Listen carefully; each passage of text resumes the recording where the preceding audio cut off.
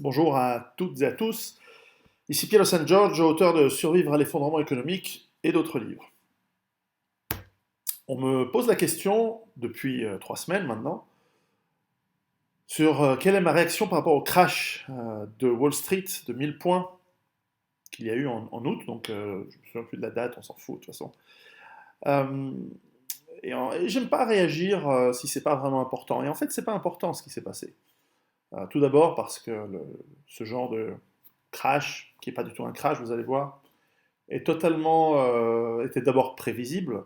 Nous sommes dans une économie et certainement un marché boursier qui n'a aucun sens, qui est complètement surévalué, et dont cette surévaluation est due, nous l'avons compris, nous le savons, est due à l'injection dans ce marché par les banques centrales, notamment la Federal Reserve aux États-Unis, la Banque centrale européenne, mais aussi la Banque centrale du Japon et d'autres, la Suisse et d'autres, qui créent de la monnaie sans contrepartie réelle et qui utilisent cette monnaie essentiellement sous deux formes, soit pour auto-acheter des bons du trésor et donc financer la dette des pays, des États, soit prêter cet argent aux banques qui elles-mêmes reprêtent cet argent soit aux États, soit aux banques centrales, et donc ce qui permet de en fait, financer les banques en leur créant du profit, puisque le taux d'intérêt auquel on prête aux banques est quasiment à zéro, et à zéro, et le taux d'intérêt auquel les banques prêtent ou reprêtent cet argent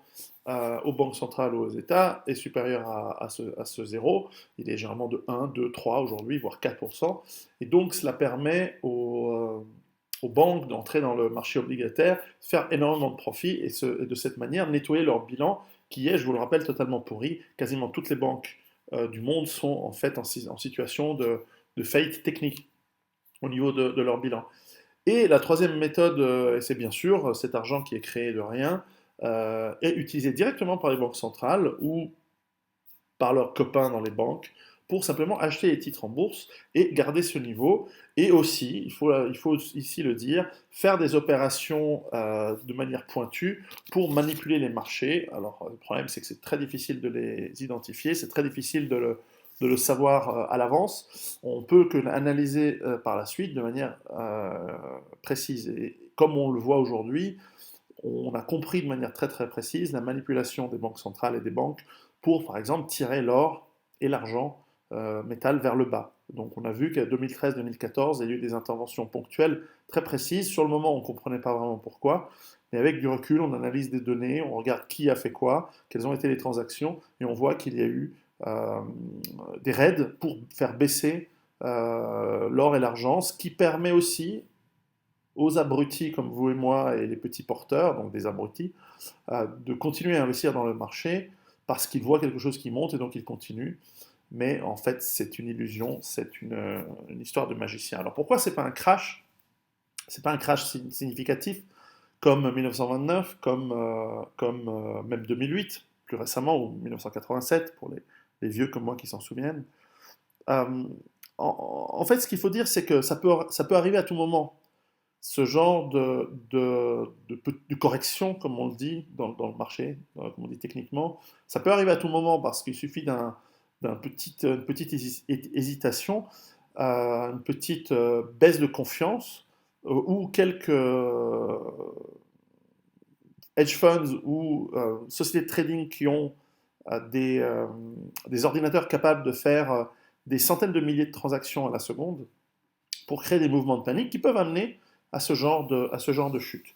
Alors ce genre de chute peut arriver à n'importe quand, c'était largement prévisible, évidemment on ne sait pas quand elles arrivent. Celle-ci avait été provoquée en réalité par l'annonce par la chairwoman de la Fed aux États-Unis, Madame Yellen, euh, de peut-être annoncer elle avait dit qu'elle allait probablement réfléchir à l'opportunité, l'éventualité. Il reste toujours dans des termes assez vagues qui sont interprétés ensuite par les analystes de manière bearish ou bullish, c'est-à-dire d'achat ou de vente. Elle avait dit qu'elle pensait, imaginait, voilà, augmenter les taux d'intérêt. Et les taux d'intérêt, ils sont à zéro quasiment, et l'économie va mal. Et évidemment, ils ont beau dire non, mais maintenant l'économie va bien, on va augmenter les taux d'intérêt. La réalité, c'est que comme elle va mal, ils ne peuvent pas augmenter les taux d'intérêt.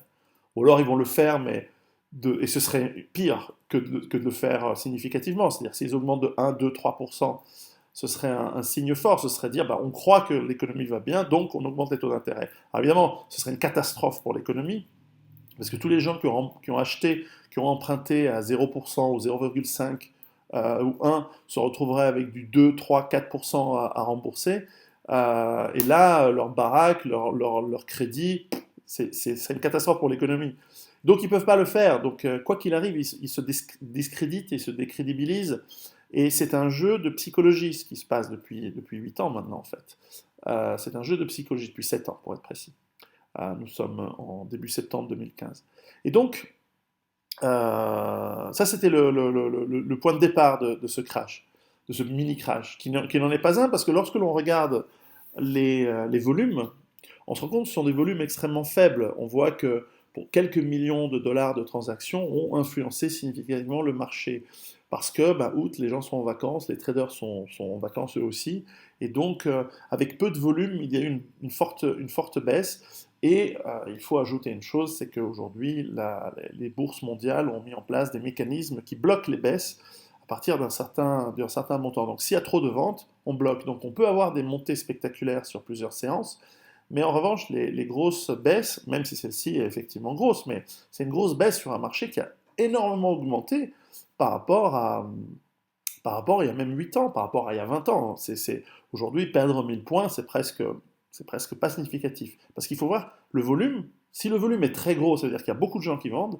Là, il y a eu très peu de gens qui vendent. Et comme il y avait peu d'acheteurs, ou pas du tout d'acheteurs en face, parce qu'il y a peu de volume, eh bien, la baisse a été forte. D'ailleurs, la remontée a été assez forte.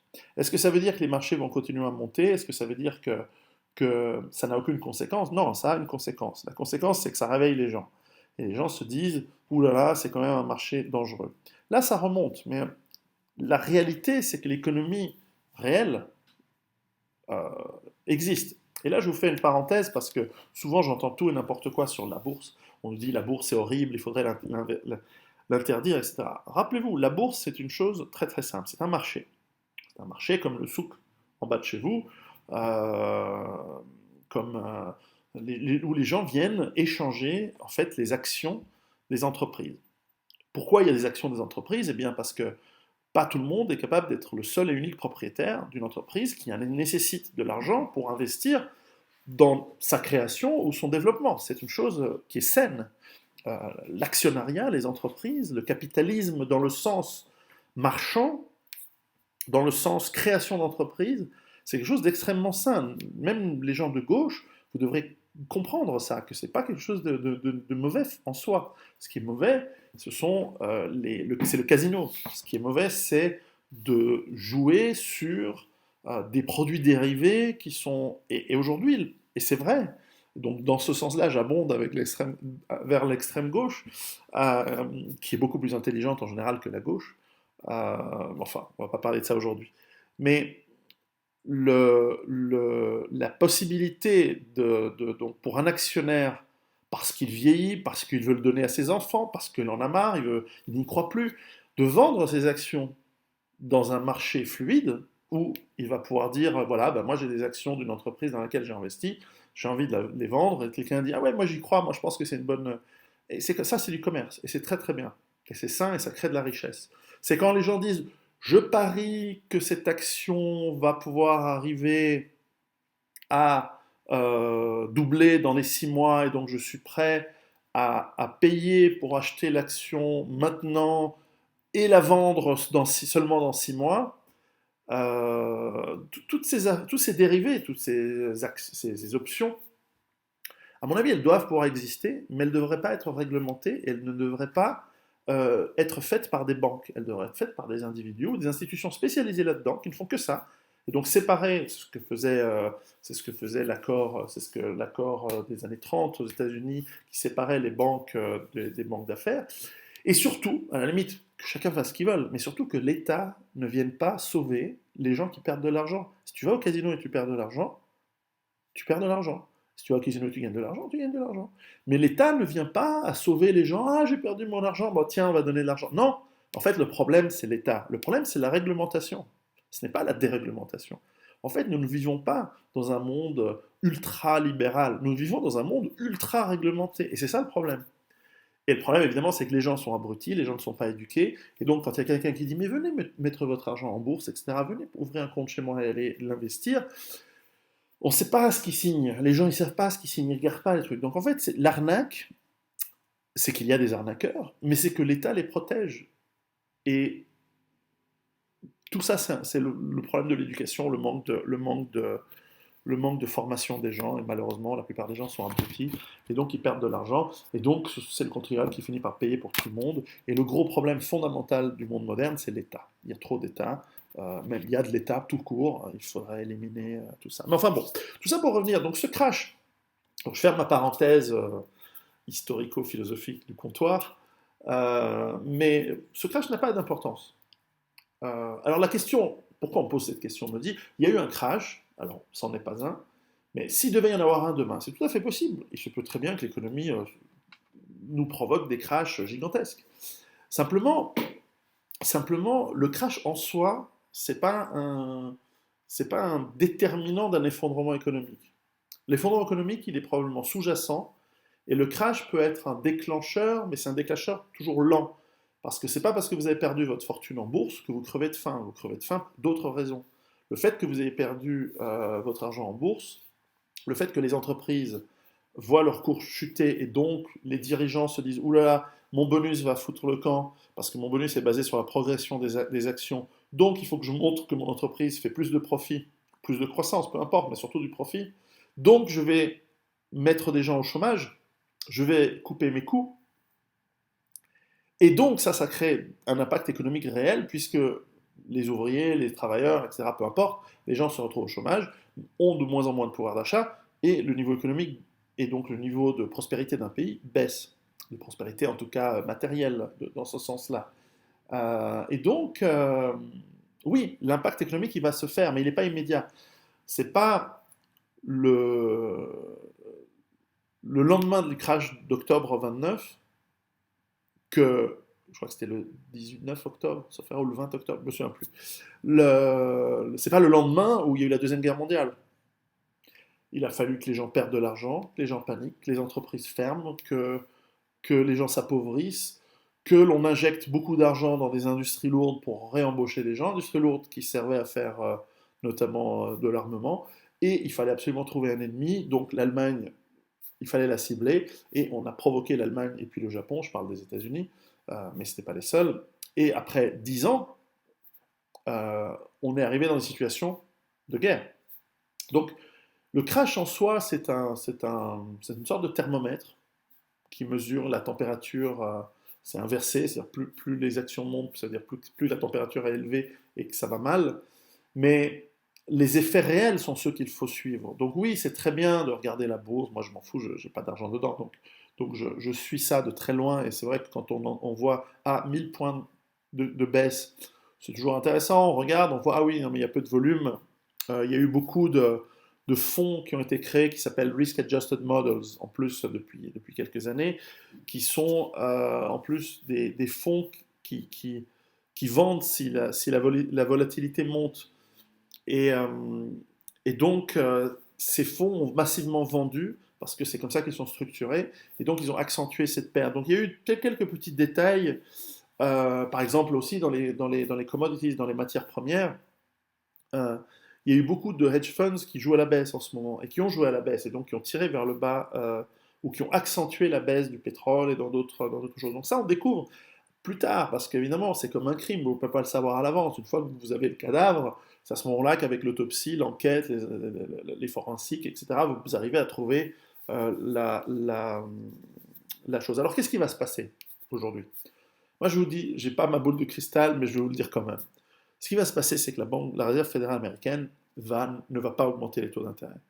Peut-être qu'elle va le faire de 0,25, mais si elle le fait, elle est très très bête. Mais à mon avis, elle ne le fera pas. Mais elle ne le fera pas, impossible qu'elle le fasse de manière significative. Ça, c'est le premier point. Deuxième point, plus important, c'est que puisqu'elle a échoué avec ces quantitative easing, c'est-à-dire ces assouplissements quantitatifs, comme on appelle dans l'euphémisme, dans la novlangue des bureaucrates idiots qui dirigent le monde, elle va en faire encore. Parce que comme ça marche pas, il faut continuer. Et que de toute façon, ça leur coûte rien. Et elles vont faire un quantitative easy 4. La Banque européenne, elle aussi, va prolonger probablement l'impression de milliards d'euros qu'elle fait tous les mois pour justement injecter dans les marchés et aux banques. Donc elle va le continuer, elle avait annoncé qu'elle allait le continuer jusqu'en milieu du 2016. Ils vont probablement, Draghi va sûrement annoncer que ce sera repoussé jusqu'en 2017. Nous allons voir donc cet afflux de monnaie, et puis bien sûr, bah, la Banque du Japon, elle va faire son 16e, 17e, 18e, mais ça ajoute à cette bulle immense qui a été créée. Tout cela va ajouter à la fragilité du système, et nous sommes à des niveaux de création monétaire qui sont juste déments. Moi, ça me fait rire hein, au point où on en est. Et donc, on arrive à des éléments juste immenses. Alors vous allez me dire, mais la Chine, dans tout ça, on nous a dit que ces crash, c'est à cause de la Chine. Oui, mais la Chine a eu aussi une correction boursière parce qu'ils ont eu un peu de surchauffe en ce début d'année. Et puis les pauvres, ils sont passés de 8% de croissance à 6. Alors il faudrait enlever 2, si on regarde vraiment les chiffres, ils seront probablement entre 2 et 5, entre 3 et 5% de croissance réelle. Mais par rapport à qui? Par rapport à l'Europe qui est en croissance négative. Parce que vous enlevez 2% de tous les chiffres qu'on vous raconte. Parce que ils ont rajouté la prostitution, la drogue, ils ont rajouté plein de trucs bidons, ils ont magouillé les chiffres comme une vieille. Ils sont autant maquillés qu'une vieille pute de 60 ans, quoi. Donc, quand vous regardez les chiffres de croissance européenne, en réalité, vous enlevez 2% ou 1,5%, mais vous êtes à -1, -2. Et ça fait 8 ans que ça dure. Quand vous regardez les États-Unis, alors eux, c'est encore plus marrant. Ils disent oui, ce trimestre, on a fait 3% de croissance. Puis 6 mois plus tard, ils disent non, mais le trimestre où on avait dit qu'on avait fait 3% de croissance, en fait, c'était zéro. Mais bon. Et quand on recule et qu'on remet les vrais chiffres, et auxquels il faudrait enlever là aussi les bidonnages et les maquillages des statisticiens, là aussi, on arrive à de la décroissance. Et le peu de fausses vraies croissances qu'il y a eu, c'était sur les pétroles de schiste, qui en ce moment sont complètement plantés. Donc, il n'y a absolument pas de croissance en Occident, en Europe. Maintenant, les pays émergents commencent aussi à ralentir. Ben, pourquoi? Parce que comme il y a moins de croissance en Europe, les gens commencent à flipper, il y a de plus en plus de pauvreté, de plus en plus de chômage, donc on achète de moins en moins des merdes qui sont fabriquées à travers le monde. Donc on a aussi un commerce mondial qui ralentit, on a la Chine qui produit moins puisqu'on en achète moins, donc elle aussi elle commence à subir. C'est pas catastrophique encore, mais ça baisse. Donc cet effondrement lent qu'on a prévu, hein, dont je vous parle depuis maintenant plus de 4 ans, il est là. Alors ce qu'on va aussi voir, ce sont des stimuli au pluriel fiscaux. C'est-à-dire qu'on va voir les pays de plus en plus. Je crois que l'autre bouffon en France a annoncé la même chose pour un truc insignificatif, je crois que c'était 2 milliards. C'est rien. Euh, de stimulation fiscale. C'est-à-dire on va moins taxer les gens pour qu'ils dépensent plus. Mais tout ça, c'est débile. C'est comme les gens qui vous disent le prix du pétrole baisse, donc les gens dépensent moins d'argent dans leur essence, donc ils vont consommer plus, et donc ça va faire de la croissance. Et non, ça ne fait pas de la croissance. Parce que si tu dépenses 20 francs, 20 euros par mois en moins pour ton essence, et que tu les dépenses pour acheter, je sais pas, des fringues, des conneries, des munitions, ça c'est mieux. Bon, et ben, le PNB, il vient de perdre 20 euros, mais il vient d'en gagner 20, donc c'est zéro. Donc c'est des sommes nulles. La vraie croissance, c'est quand le type, on lui augmente de 20 euros par mois son salaire. Et à ce moment-là, s'il dépense 20 euros en plus pour acheter 2 fois plus de munitions que l'autre, là, ça fait du PNB. Donc les économistes, c'est des baltringues. Ils ne comprennent rien, ou alors ils sont complètement à la marge. Il n'y a que de la marge chez les gens comme ça hein, qu'il faut écouter en France, en tout cas dans le monde francophone. Il y en a un autre ami là au Canada, Martin Prescott, il y en a d'autres. Mais la plupart, c'est juste des pantins. Et je suis même pas sûr qu'ils comprennent ce qu'ils font le matin quand ils se brossent les dents. Ils se disent, ah, je suis en train de me nettoyer les fesses là. Ils sont nuls. C'est affreusement mauvais ce qu'ils racontent. Alors, qu'est-ce qu'on va voir? Oui, alors on va faire du stimulus fiscal. On va dire, on va vous taxer moins. Donc, 20, je sais pas, à chaque mois, vous allez payer 20 euros de moins d'impôts on espère que vous allez dépenser. Sauf que l'État, il gagne moins 20 euros. Donc, il doit faire soit 20 euros de plus de dette pour continuer à s'endetter. Ça ne change rien au PNB. Ou alors, oui, les 20%, les 20 euros de dette en plus vont peut-être s'ajouter au PNB, mais ça crée de la dette, donc ça se compense. Donc, vous êtes un pied qui sort de la merde pour en mettre un autre dans la merde. Donc, ça sert à rien. Mais bon, donc on voit le niveau de toute façon où on en est, donc on voit que c'est très intéressant. Un chiffre intéressant que j'ai pu voir ces derniers temps, c'est que lorsqu'on regarde les ménages, enfin les familles chinoises, on voit que leur fortune est investie seulement à 0,8% en or. Or, l'État chinois conseille à ses citoyens d'avoir entre 5 et 10% d'or. Donc la progression d'achat d'or de la Chine, qui en achète beaucoup et qui profite des prix bas en ce moment, à mon avis, est très très grande. On parle aussi de l'immobilier chinois qui serait une bulle. On voit ces villes vides, etc. C'est vrai qu'il y a des villes vides en Chine, mais ce sont des villes prêtes à accueillir des gens et des gens qui ont besoin de logement, il y en a. C'est pas comme donc c'est un modèle. Le modèle chinois, ça ressemblerait justement à une crise de surproduction. Mais ce n'est pas c'est pas comme aux États-Unis, encore aujourd'hui, où on a financé des logements à des gens qui n'ont pas le moyen de le payer. Ça, c'est encore un autre problème. Donc, donc, on a quand même un certain potentiel malgré tout en Chine, alors qu'aux États-Unis, par exemple, ce potentiel, il n'est pas là. Donc, je pense que ce qu'on va voir ces prochains mois, c'est au contraire plus de stimulation de la croissance, sans aucun effet, puisque ça a été fait pendant 8 ans et il n'y a aucun effet. Et plus on va essayer ce genre de méthode, plus on va continuer avec ces méthodes qui ne marchent pas, malheureusement, plus la réalité va se voir. Plus, plus les gens vont commencer à le voir. Avec toutes ces crises qui s'ajoutent les unes aux autres, la tension psychologique qui arrive aux gens, qui va se propager à travers la population, va amener de la colère. Cette colère va se transformer, s'il y a des élections, dans des élections pour les partis pour lesquels on n'est pas censé voter. Et ces troubles peuvent nous amener soit des décisions encore plus chaotiques et encore plus mauvaises, soit justement de faire venir de plus en plus de gens pauvres dans les pays entre guillemets riches pour servir de police. Il faut bien se rendre compte que les clandestins, les migrants, les réfugiés, et même l'immigration de ces 40 dernières années, s'est transformée dans un système de police. C'est-à-dire que euh, si vous ne travaillez pas assez dur, vous allez finir avec les mecs, quoi. Vous allez finir dans le mauvais quartier. Et là, vous allez vous faire tabasser, violer. En plus, c'est un quartier de merde parce qu'ils détruisent les chiottes, les machins, etc. Si vous vous révoltez, on va armer ces mecs-là. Et on va utiliser les lois antiterroristes pour surveiller les citoyens et non pas les pseudo-terroristes, etc. Donc on peut avoir cette dérive militaro-policière. À mon avis, ça va exploser en l'air parce que les militaires et les policiers, ils font partie de la population. Au bout d'un moment, même s'ils touchent un salaire, ils vont avoir des problèmes eux aussi. Et puis ce mouvement de masse va finir, c'est ma thèse, hein, ça va finir en gros chaos, en effondrement rapide. Donc l'effondrement lent va devenir rapide, à mon avis, et ça va terminer en guerre civile et ça va être extrêmement sauvage parce que nous ne sommes plus entre nous. Avant, on était entre nous et déjà c'était sauvage. Mais là, en faisant venir le monde entier, partout et chez tout le monde, euh, ça va juste être monstrueusement horrible. La bonne nouvelle, c'est que les virus et les maladies attendent leur tour et que ça va peut-être plus rapidement se terminer qu'on ne pense. Et préparez-vous. C'est seulement la seule chose que je peux vous dire. À bientôt.